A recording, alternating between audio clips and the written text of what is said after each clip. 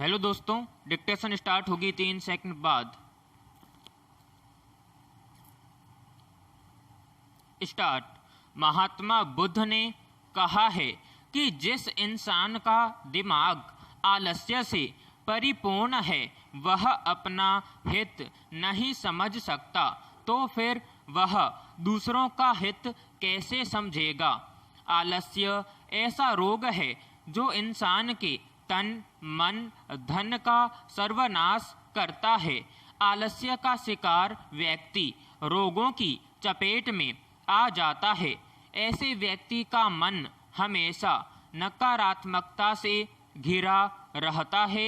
आलस्य का शिकार व्यक्ति मेहनत करने से कतराता है। विद्यार्थियों और युवा वर्ग के लिए तो आलस्य एक श्राप की तरह सिद्ध हो सकता है। अगर कोई विद्यार्थी आलस्य नहीं त्यागता है तो वह पढ़ाई में पिछड़ जाता है, परीक्षा में असफल भी हो जाता है। इस कारण वह अपना करियर नहीं बना पाता। पैराग्राफ। आलसी लोग अपने आलसपन के कारण अपने कामों को टालते हैं या फिर देरी से करते हैं। वे कभी सर्दी के मौसम में ठंड का बहाना बनाकर तो कभी गर्मी के मौसम में गर्मी का बहाना बनाकर अपना काम टालते रहते हैं, जबकि कुदरत कभी आलस नहीं करती। लेकिन कुदरत की कृति होने के बावजूद कुछ लोग आलस प्रिय होते हैं। आलस्य के कारण बहुत से दुर्गुण इंसान में आ जाते हैं।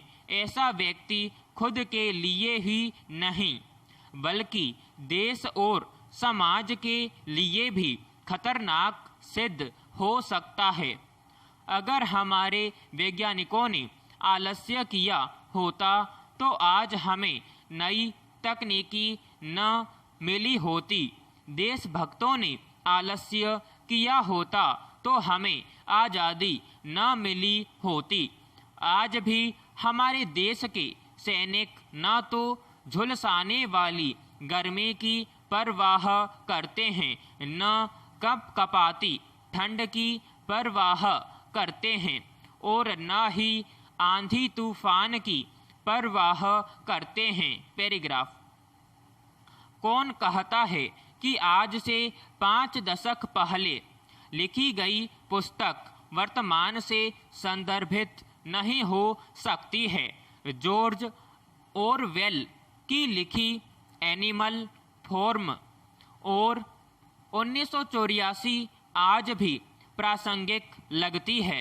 राजनीतिक दलों की बड़ी बड़ी बयानबाजी बस यूं ही उपक्रम में सुर्खियां बटोरते हैं जिनसे राजनीतिक दलों को लाभ मिलता है। लेकिन जहां मानव अधिकार, नागरिक अधिकार, मनुष्यता, सामूहिक जिम्मेदारी और संवेदना का प्रश्न उठता है या जिन प्रश्नों से उनके वोट बैंक के खिसकने का डर रहता है, वहां इन दलों की सारी जिम्मेदारियां समाप्त हो जाती हैं और लगता है जैसे उनकी सारी संवेदनाएं लुप्त हो गई हैं। पैराग्राफ।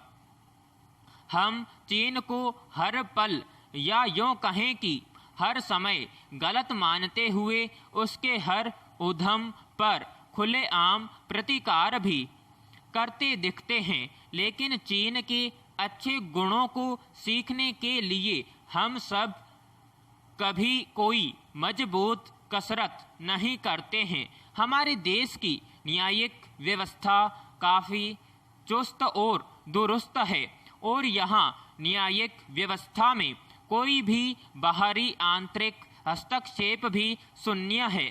भारत की सुप्रीम न्यायिक व्यवस्था ने ऐसे कई उदाहरण भी प्रस्तुत किए हैं जहां न्याय मिला है, पर फादर स्टेन स्वामी की मौत ने एक प्रश्न चिन्ह खड़ा कर दिया है।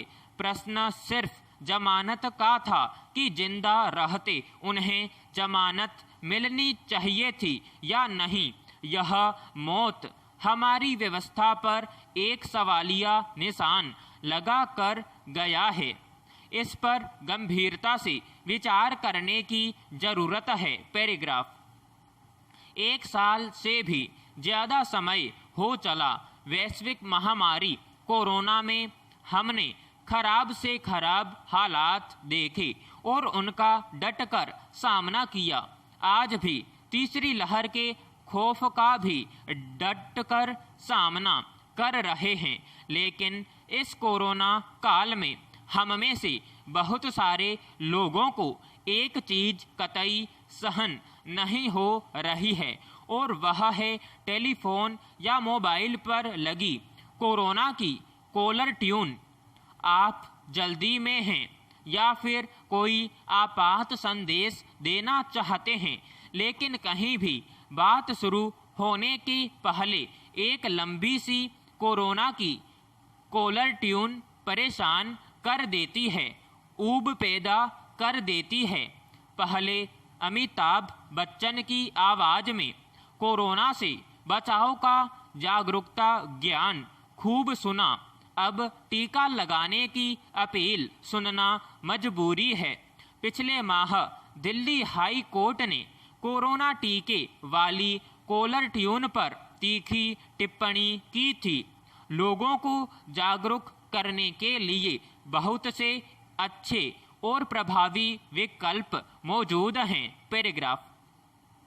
निर्धारित समय के अनुसार मौसम का चक्र बदलता रहता है।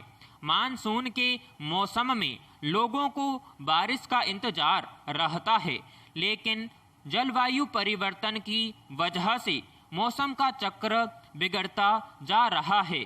बरसात के मौसम में प्रति वर्ष जान माल का नुकसान होता है।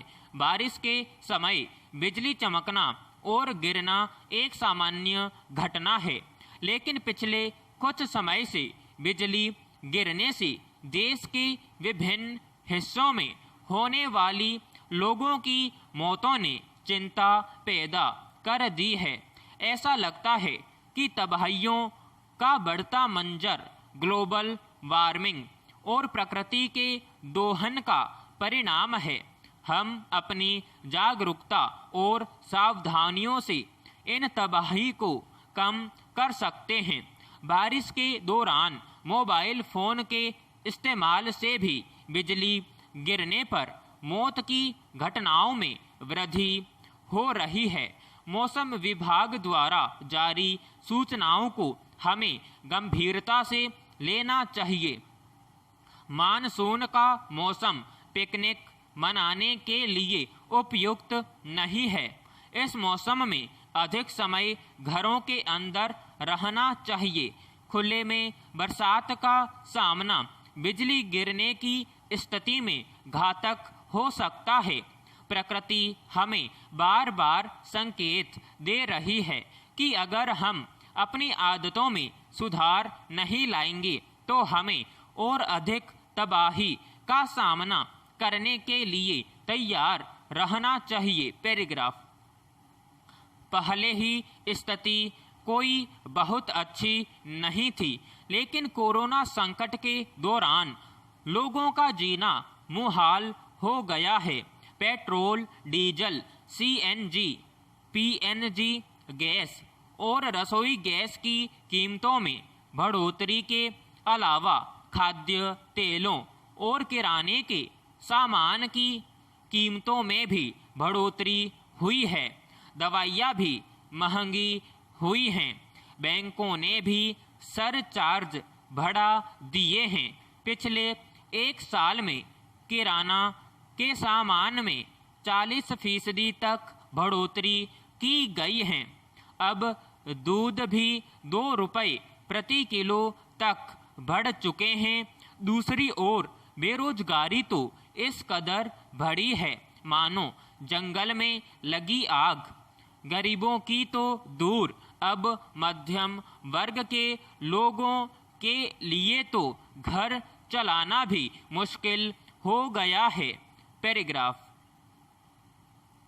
लबालब भरी नदियों का घरों में घुस आया पानी, छतों और ऊंची जगहों पर शरण पाए लोग, मुहल्लों में जल भराव, सड़कों पर मीलों वाहनों की कतार जैसे अब हर साल बरसात के स्थायी दृश्य बन चुके हैं। हर बार दावे किए जाते हैं कि इस स्थिति से जल्दी निजात दिला दी जाएगी, मगर वही ढाक के 3 पात। बरसात रुकती है तो ठहरे हुए पानी में मच्छर और बीमारियां फैलाने वाले जीवाणु पलने शुरू हो जाते हैं। फिर शुरू होता है डेंगू, चिकनगुनिया, मलेरिया, दिमागी बुखार वगैरह का प्रकोप और उनसे पार पाने का सरकारी प्रयास। मगर इस समस्या से पार पाने के लिए जो बुनियादी तैयारियां होनी चाहिए उन पर कभी गंभीरता से ध्यान नहीं दिया जाता। मुंबई में पहली बारिश हुई तो वहां अफरा तफरी का माहौल बन गया। विराम समाप्त।